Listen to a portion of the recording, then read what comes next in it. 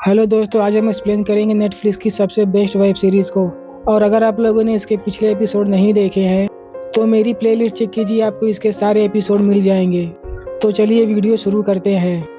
Episode की शुरुआत में हम देखते हैं म्यूंजा अकेली ही घर के बाहर जा रही होती है और तभी वो एक आदमी को पकड़कर मार देती है। और दूसरी तरफ मेन ऑफिसर उस क्रेचर को देखकर बोल रहा होता है, इसे अभी तक होश क्यों नहीं आया।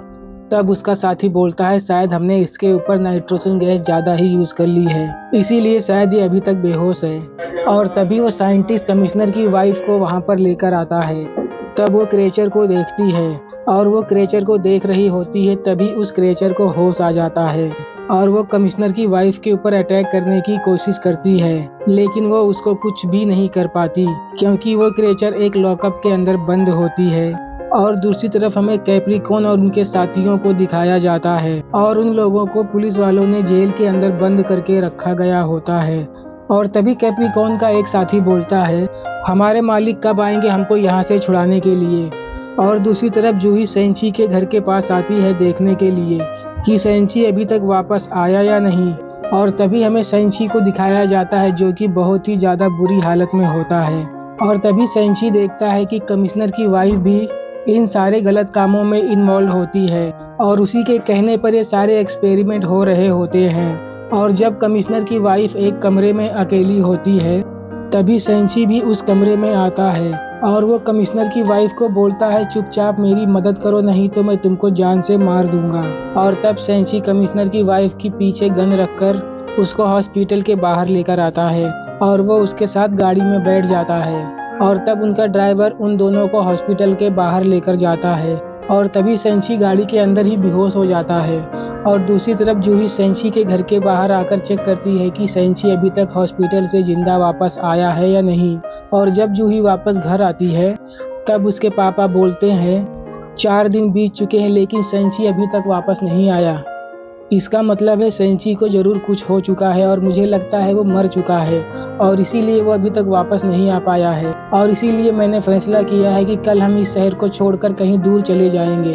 और तब जूही अपने पापा को बोलती है, आपको जाना है तो जाइए लेकिन मैं नहीं जाने वाली क्योंकि मुझे पता है मेरी माँ को उसी हॉस्पिटल में कैद करके रखा गया है और मुझे कैसे भी करके अपनी माँ को वहाँ से निकालना है। और तब जूही के पापा जूही को बोलते हैं, तुमने मुझे पहले क्यों नहीं बताया कि वहाँ पर तुम्हारी माँ को कैद करके रखा गया है। हम पिछले 10 सालों से तुम्हारी माँ को ढूंढ रहे हैं। और तब जूही अपने पापा को बताती है कि उन लोगों ने मेरी माँ को एक क्रिएचर बना दिया है।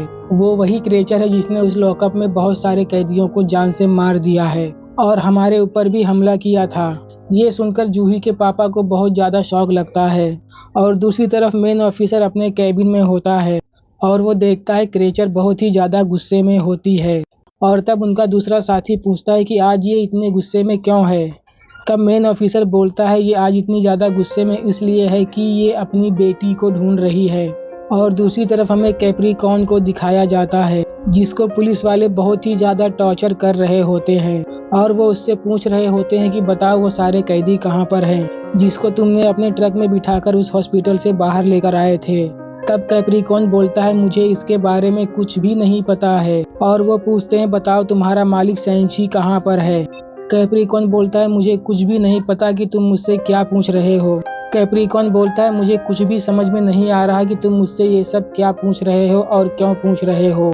और तब पुलिस वालों को बहुत ज़्यादा गुस्सा आता है और वो कैप्रिकॉन को फिर से टॉर्चर करना चालू कर देते हैं, लेकिन कैप्रिकॉन उन पुलिस वालों को कुछ भी नहीं बताता। और तभी हमें सेंची को दिखाया जाता है जो कि कमिश्नर की वाइफ के घर पर होता है।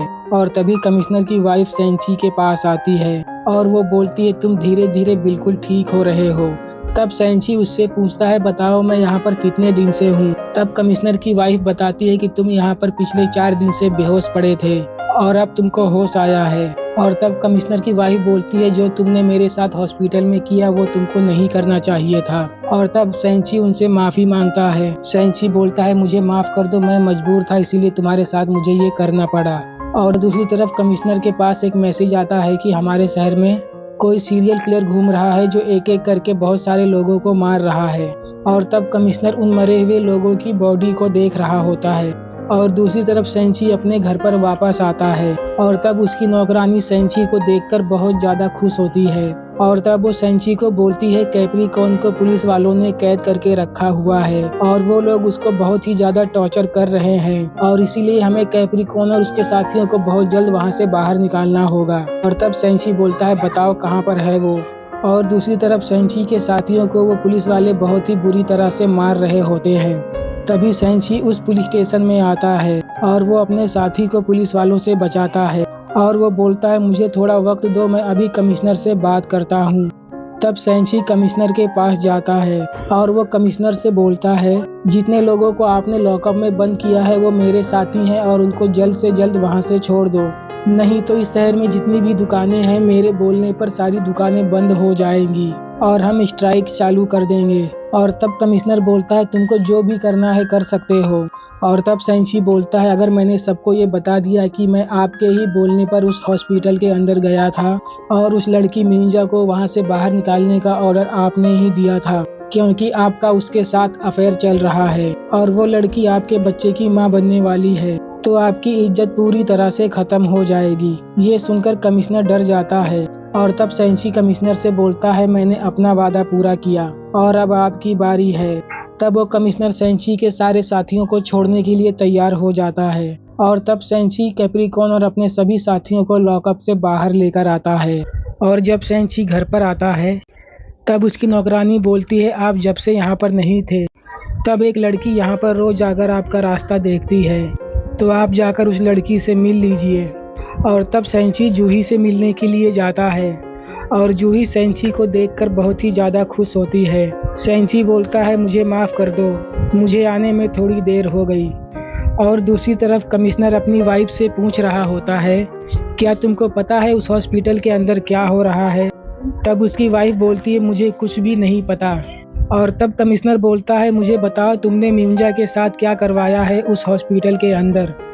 और तब उसकी वाइफ बोलती है तुमको कोई भी हक नहीं है मुझसे इस तरह से सवाल करने का, क्योंकि हमारी शादी सिर्फ एक कॉन्ट्रैक्ट है, क्योंकि तुमको कमिश्नर बनना था इसीलिए तुमने मुझसे शादी की थी, इसीलिए तुम मुझसे इज्जत से बात करो। मैं तुम्हारी कोई बीवी नहीं हूँ इसीलिए तुम मुझ पे हक जताना बंद करो।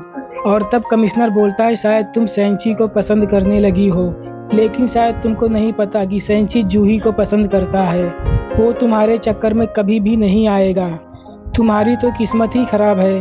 और तभी हम देखते हैं जूही और सेंची एक साथ घर पर जा रहे होते हैं और तभी उनको गोली चलने की आवाज़ आती है और तभी हम देखते हैं मिंजा एक पर्सन को मारने के लिए आगे बढ़ रही होती है।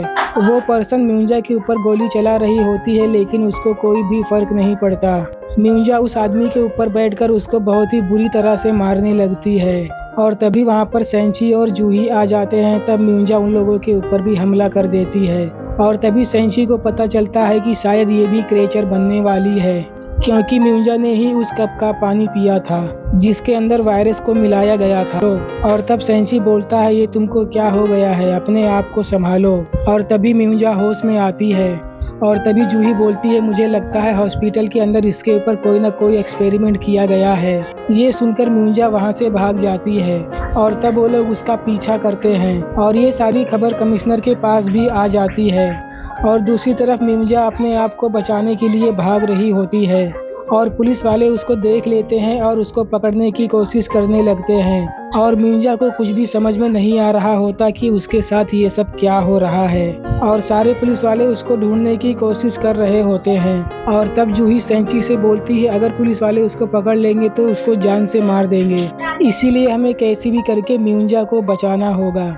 और दूसरी तरफ मिंजा पुलिस वालों से जान बचाकर भाग रही होती है और वो रो रो कर बोल रही होती है मुझे मत मारो, मुझे अभी जीना है, मैंने कोई भी गलत काम नहीं किया है। और यहीं पर एपिसोड खत्म हो जाता है। अगर आप लोगों को इस सीरीज की एक्सप्लेनिंग पसंद आ रही हो और आप लोग इसके नेक्स्ट एपिसोड को देखना चाहते हैं तो प्लीज़ इस चैनल को सब्सक्राइब कर लें ताकि जब हम इसके नेक्स्ट एपिसोड को अपलोड करें तो आपको इसकी नोटिफिकेशन मिल जाए और आप लोग इसके नेक्स्ट एपिसोड को देख पाएँ। तो मिलते हैं इसके नेक्स्ट एपिसोड के साथ, तब तक के लिए गुड बाय।